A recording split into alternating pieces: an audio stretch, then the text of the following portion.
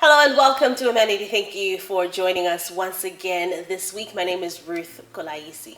So if you follow me online on Facebook, or maybe you're my friend, you may have gotten the hint that lately I've been feeling a bit overwhelmed because I have shared it that, oh my gosh, there's so much on my plate. I mean, sometimes all the blessings in your life can feel a bit overwhelming. So I'm considering work. I'm in school as well. I have a 3-year-old, she's turning 4 very soon. She is high energy.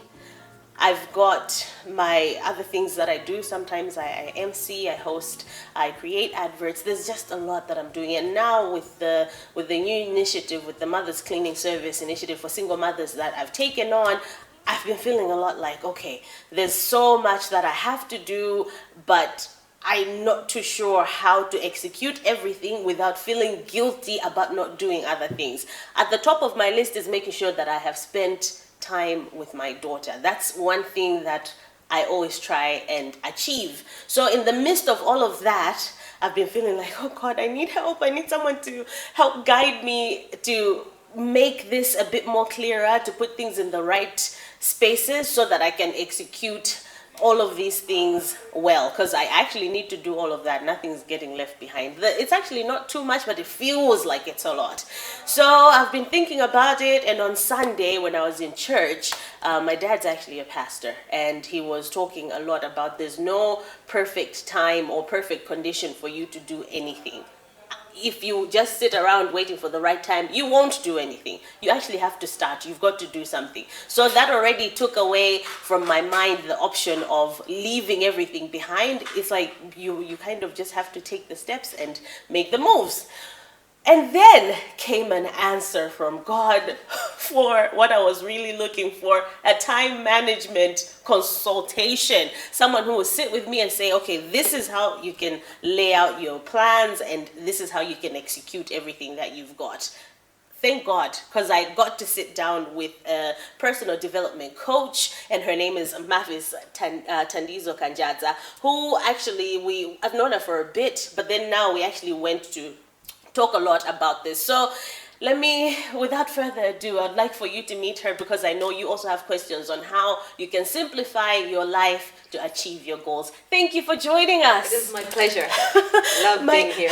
My intro was like sharing all my problems with everyone. But legit, I've been feeling overwhelmed, and you stepped in and you said, okay, Ruth, let's have a look at what you're doing. You are the creator of Own Your Lane. Yes. And I got to get one of your planners. It's not even a diary, it's an actual planner to help me plan my day by day. Yes. My gosh. Okay, where do we begin with fixing our lives and sorting it out? First of all is realizing that you want to fix your life, right? You want to go somewhere. For me, what helped was understanding that I am here for a purpose. It might not be clear to me, but I have a start date and there'll be an end date. And it is my responsibility to manage the in-between. So just thinking that, I was like, okay, so what can I do?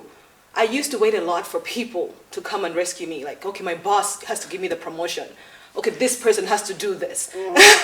You see, everybody has a responsibility but me. So I started seeing that over time, everything I was waiting for was not happening. And one thing that I couldn't do was plan. I used to hate planning. It was boring. I wanted to live life and just go with the flow. Yeah. So I got the education that was structured. So that was easy to do. You start, you finish, you get your papers, and you go. And I was like, bring the success. Bring it.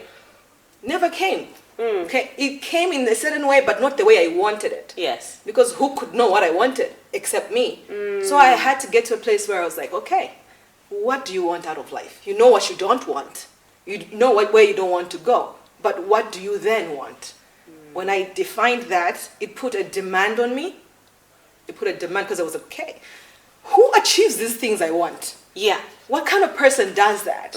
So I started reading about people I admired. So entrepreneurs who had made it big, business executives who had made it big. I'd read their stories and I thought there must be something magical they did. Maybe they were born in a certain space. Maybe they had this family. And they were just normal people. Challenges bigger than mine. But one thing I noted is they had a plan. And it was crazy because their circumstances and their plans were totally mismatched. You know, you're coming from humble beginnings, you have no capital, you have nothing, but your dream is big. So they were looked down on for a long time in their lives, but they had a plan, they held on to it. And I didn't have a plan. So that was where it started. Yeah. And that's where everybody has to start. What do you want out of life? You are going to be here for just a certain amount of time. How do you want to be remembered? I was sitting down one day and I was thinking, I don't know my great-grandfather. Never heard of him. He's not that far removed from me, but I don't know him because he probably didn't do anything that anybody talks about. You see, so I was like, okay, so there's a chance my children's children and their children will never know me because they're like, we're just living life. But we remember Martin Luther King. We remember John Jay. Why do we remember those people? Impact. Yeah. So I was like, I have to be able to see and intentionally plan my impact and move towards it. Wow. And it's overwhelming when you say it like that, right? Like John Jay and Martin Luther King, you're like, okay. They're all the way up here. Yes, but even they were just people. When you read their stories, that's when you realize they were just people. And they just took one step. One step towards a direction they were clear about. Wow. Yeah? Okay. So what is your dream? How are you living every day in alignment with that? Wow. So this is first off defining what you want for yourself. Exactly. Figure that out, then work like this to walk like Yes. Because just being clear about what you want is a big deal. Because there'll be resistance there. Yeah. Okay, you can say, I want, but I'm in Malawi. Oh. I want, but I'm just a girl. I want, but I don't have a qualification. Yeah. There's so many things like that. So when you get to a place where you have defeated all this but, and say, okay, I want to build a multi-billion-dollar business. Yes. Even when you say that, your heart will start trying to run away from you. Yeah. Because it's like, oh my goodness, no, you can't. But when you say that long enough, it will start settling. And then you start saying, okay, so how can I do that? You said something about studying the lives of those that are what you would kind of like to be like. So just an inspiration. Yes. What then did you learn about the kind of person that you need to be to get where you want to be? Discipline.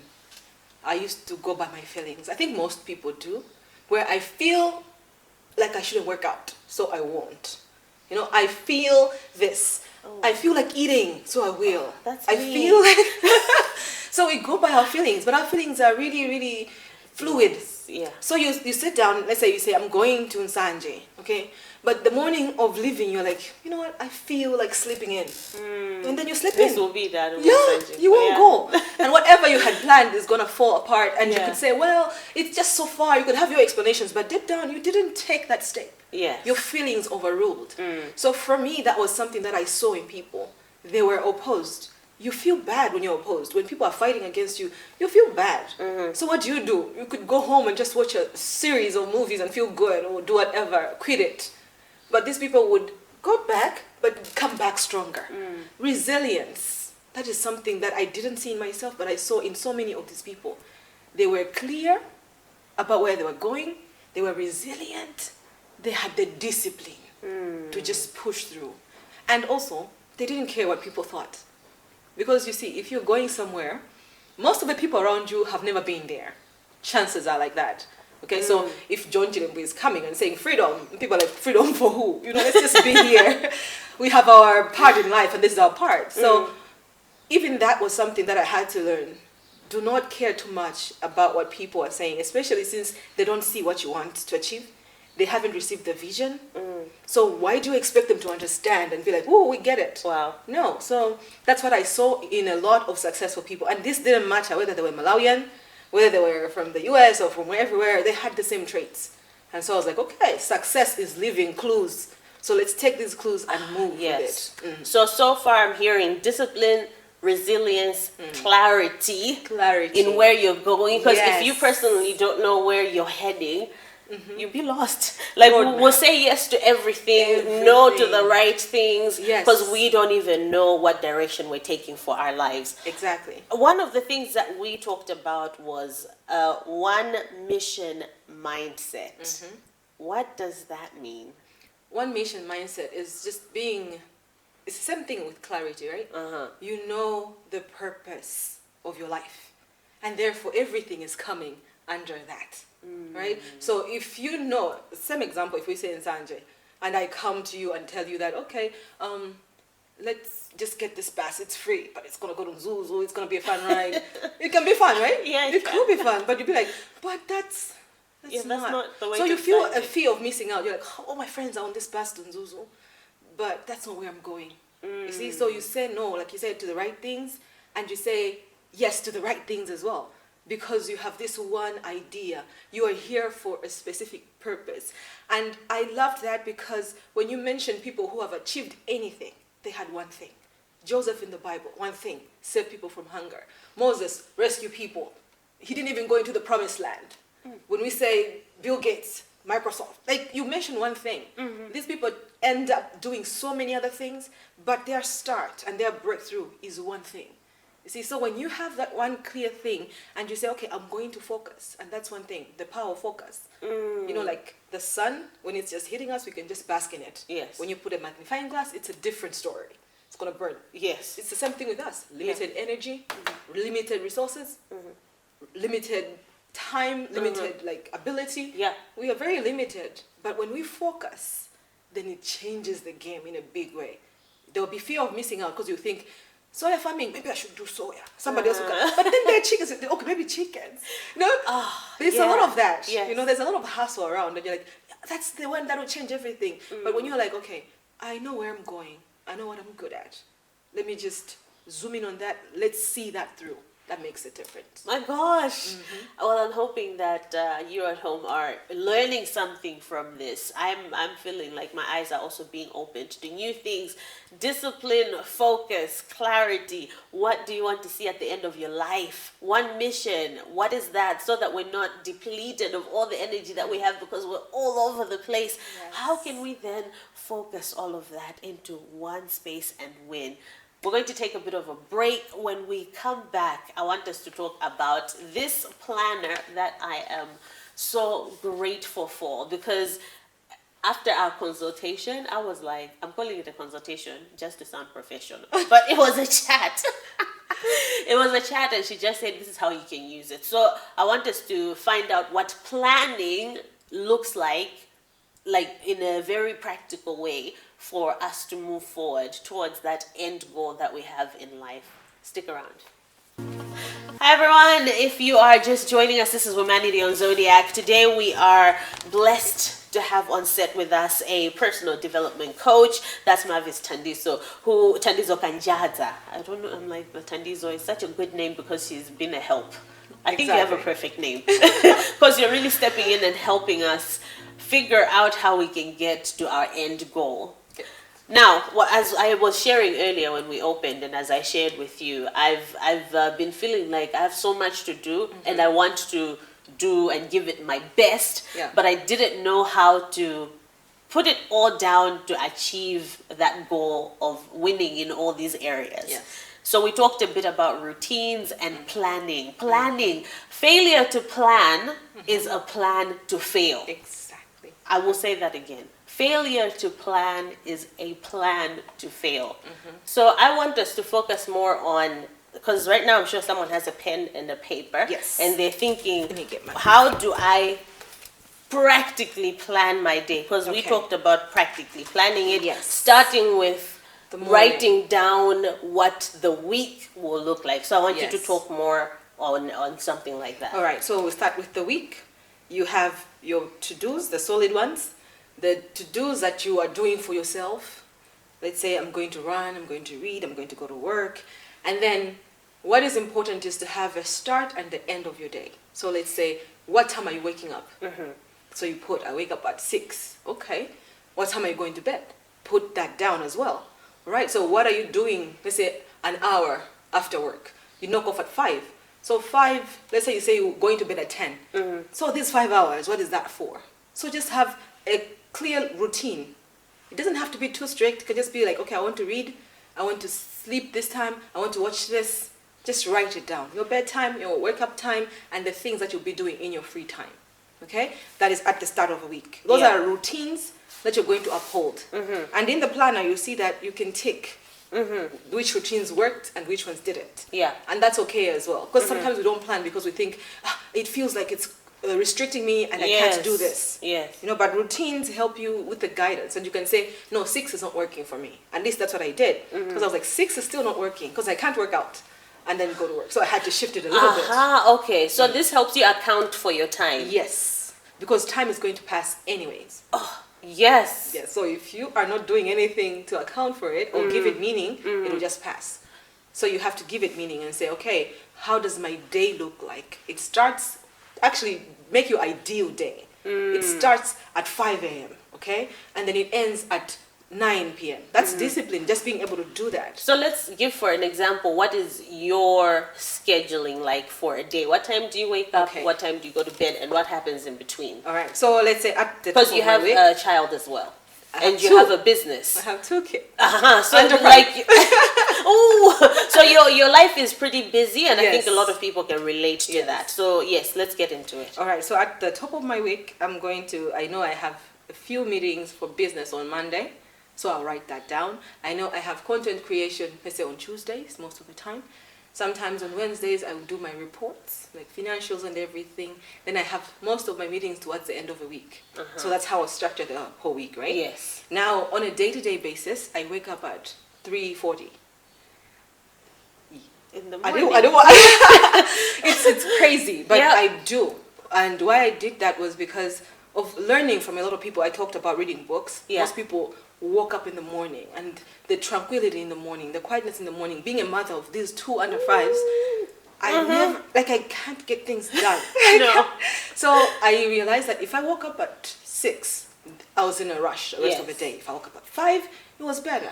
Then I started experimenting with it because I felt, okay, if I can wake up at 5 and I used to wake up at 7, maybe I could wake up at 4. 4 felt crazy because it felt like, oh my goodness, what am I doing? But I could read at 4. My phone was not ringing at 4. So at 3:40, I was like, okay, I want 3:40, that 40 minutes, 20 minutes to 4 allows me just some time to just chill, calm down, prepare or whatever. And then at 4, my day is starting. I start with reading, praying, I do my workouts. So it's like 1.5 hours before my day properly starts. So your day would probably start at... That's, let's say 4, or let's say 3:40, 4:40, 5:40. 5:40, that means I'm going to start preparing my son for school and my husband for work, you see. And then at 6, they're awake, they're eating. At 6:30, they're getting out. Are you ready at this point as well to leave the Yes. house? Okay. 6:30, everybody has to be ready. Yeah. Because my workout is done because of my 1 hour, 30 minutes alone. You see? Yes. If I don't have that, I used to work out at home. My kid would go to school and I have a little one. Didn't work. Yeah. So just for my own sanity, I found that my alone time helped me just to be me and just to realize, what am I doing? Where am I going? Yeah. So that helped me. Uh-huh. But that meant I had to be strict with my bedtime. So my kids go to bed. The little one goes to bed 7:30. 8 o'clock, the older one has to go to bed. 8:30, mommy has to move to the bedroom. Mommy has to put the phone down because the phone... And then I start reading or something. So I sleep around 9:30. So that's my routine for the day. And that makes sense if you're going to wake up at 3:40. It does. Yeah. Because sometimes people think I'm waking up at 3:40 because I'm a superwoman, I sleep at midnight. No, we all need to rest. Yes. But you can adjust. I actually read a book of somebody who was sleeping at 7 and they're waking up at 2 because they liked that 2 to 4 time. And I liked Jesus as well in Mark, where he was waking up before dawn to spend time in prayer. I was like, okay, so the people I'm looking up to Yes. seem to be morning people. So I had to train myself to be a morning person. Yeah. Now for day-to-day, what works for me is to have at least 3 top things that you want to achieve. Just 3. I'm not saying don't do the rest, but just have these 3 main movers. Because out of the hundreds and hundreds of things we could do in a day, there are these foundational things that if you do, they will affect the rest. Yes. And they even affect how you feel about your progress towards where you're going. Thank you. Yes. Yes. So that is important. Because I used to love having a long to-do list and going through it. But sometimes there'll be meaningless things that I've ticked off. Yes. Right? So 3 things every day that I know that are key. And also some gratitude. In the planner, there's a corner for gratitude. Because sometimes you're so overwhelmed, you want to complain. There's the pandemic and stuff. You want to complain and worry. It's tough, but you have to find a space where you can just be grateful. Because that attracts miracles your way. attracts that positivity, Yeah. that then you can see opportunities even as you go through life. Oh man. Yeah. That is so awesome. 3 main things that you want to do in the day that you know are really truly important, Yes. and that will make you also feel great for your progress. I like how you said that, because sometimes we can get busy with a lot of nothing, Yes. and then we've wasted our day and our time. Let me thank you for coming in. Let me also ask you to give us your closing remarks. I wish we had more time because there's so much to talk about, but I think you've shared the gist of success, at least during your day and in the long run, to get to where we need to be. Okay, so I would say just find that time to be clear, to just think. We were talking yesterday and like I schedule my thinking time. Yeah. Because that's something I never used to do, and so many of us are living life as it comes. So we never pause and say, am I really investing in what matters? Yeah. So setting that time to think, get it within yourself. You'll be surprised the answers that are already existing there. Yeah.